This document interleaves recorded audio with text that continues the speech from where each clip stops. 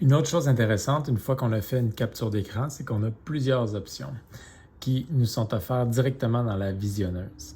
Alors, je vais faire une autre capture d'écran. Je vais sélectionner la fenêtre que je veux prendre en capture d'écran et je m'en viens l'ouvrir en cliquant 2 fois sur OK. Alors voilà, ici, j'ai la capture d'écran que je viens de faire. Je peux la redimensionner. Donc, je vais la recadrer tout de suite. Je vais juste garder une partie qui m'intéresse. J'aurais pu faire ça au moment de prendre la capture d'écran, mais si je ne l'ai pas fait, que je voulais juste aller vite ou que je n'ai pas été attentif, bien, il n'y a pas de problème, on vient après et on peut facilement la redimensionner. Alors, une fois que c'est fait, là, j'étais en mode libre, mais on peut avoir un format précis. Par exemple, si on veut faire une petite vignette pour YouTube, mais il faut que ce soit en 16:9. Donc, on pourrait s'assurer d'avoir un format 16:9. À ce moment-là, dès que je bouge un coin, ça va toujours demeurer avec la proportion 16:9. Mais là, moi, ce qui m'intéresse, c'est de rester en format libre. Alors, je viens sélectionner juste la partie texte ici que je voulais prendre en capture d'écran. Donc, je suis toujours dans la visionneuse de documents qu'on a pris en capture d'écran. Alors, je vais terminer. J'ai toujours mes options en haut. Donc là, je viens tout juste d'utiliser ça ici. Je peux venir ici redimensionner l'image. Ça, c'est vraiment intéressant.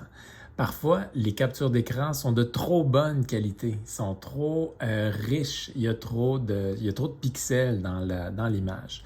Et quand on a une simple capture d'écran comme ça n'a pas besoin d'être de grande qualité.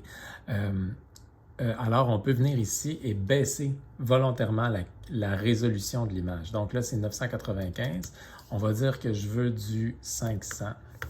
Alors là, il va automatiquement compenser avec, je viens de changer 500 pour la largeur, et bien il vient de changer pour la hauteur. Alors là, je viens de changer la résolution de l'image et on voit que l'image est beaucoup plus petite. Et si je veux revenir auparavant, j'ai qu'à faire ça. Mais on a le contrôle là-dessus, donc ça peut vraiment être pratique.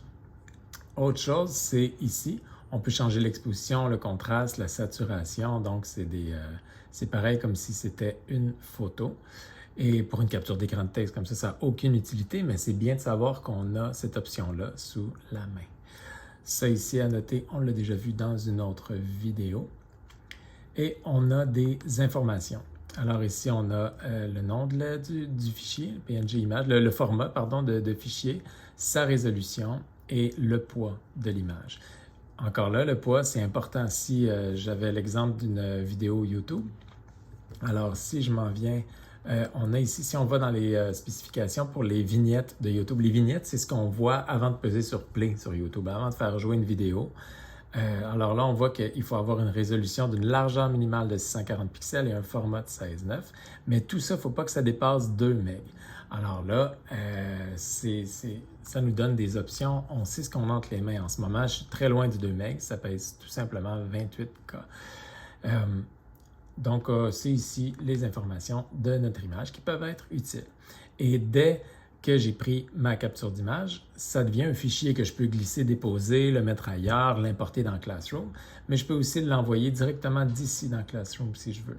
Donc, j'ai des options qui sont incluses dans les outils comme ça. Je pourrais décider de l'envoyer dans Classroom si j'ai l'application Classroom installée sur mon Chromebook.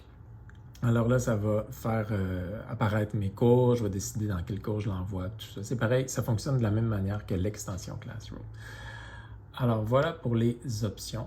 Une fois que j'ai terminé, je fais enregistrer, mais je peux décider aussi de l'enregistrer où est-ce que je veux l'enregistrer ici. Donc ça ouvre mon gestionnaire de fichiers et je décide directement dans quel dossier je veux l'envoyer, si je ne veux pas l'envoyer dans le dossier qui est par défaut. Donc je pourrais l'envoyer directement dans un autre dossier que celui qui est prévu d'avance, enregistré. Alors là, ma capture d'écran est là. Quand j'ai terminé, j'ai qu'à fermer la visionneuse et tout ça.